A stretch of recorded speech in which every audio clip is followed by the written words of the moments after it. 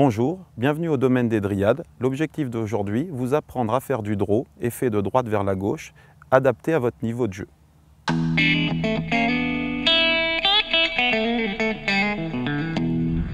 L'objectif d'aujourd'hui, réaliser un draw, c'est-à-dire une balle qui part à droite du grand chêne pour lui imprimer un effet vers la gauche pour revenir vers le green. Cet effet s'appelle un draw, une balle de droite à gauche.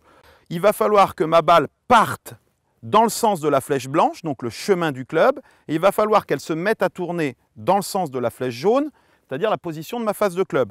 Donc moi, je vais partir avec mes pieds parallèles à la flèche blanche pour faire un chemin de club qui passe le long de la flèche blanche, et au lieu de tenir mon club comme d'habitude, je vais l'orienter vers la gauche, comme la flèche jaune. Et là, je vais faire un swing tout à fait naturel dans le sens de la flèche blanche pour laisser partir ma balle vers la droite de l'arbre.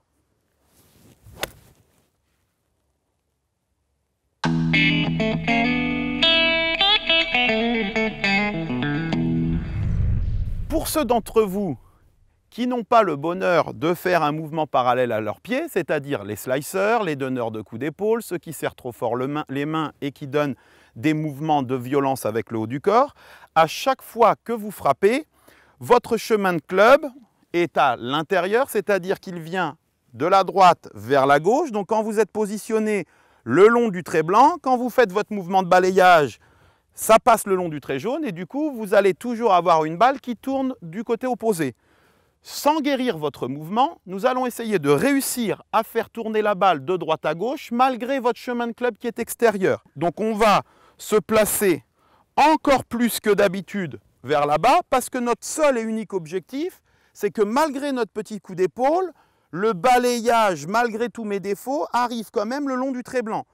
Et malgré tout ça, il va falloir que dans ça, ma face de club soit encore orientée ici. Donc là, je suis complètement là-bas. Je vais donner un grand coup d'épaule, je vais mettre la face de club ici et je vais laisser faire le coup d'épaule pour voir ce qui va se passer sur la trajectoire. Et malgré un joli petit coup d'épaule, on la voit qui tourne de droite à gauche pour se rendre à la cible et on retrouve ici mon balayage qui allait le sens du trait blanc malgré mon coup d'épaule.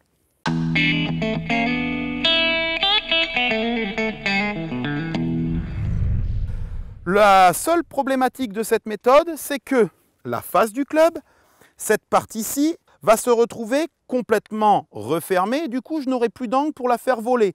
Je vais devoir prendre deux numéros au-dessus, c'est-à-dire le fer 9, que je vais placer dans la même position.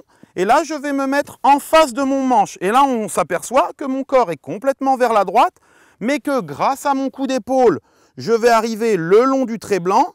Et grâce à la position de ma face de club, malgré mon balayage vers le trait blanc, ma face de club est le long du trait jaune. Et malgré mon coup d'épaule, j'obtiens quand même une trajectoire qui va partir de la droite vers la gauche.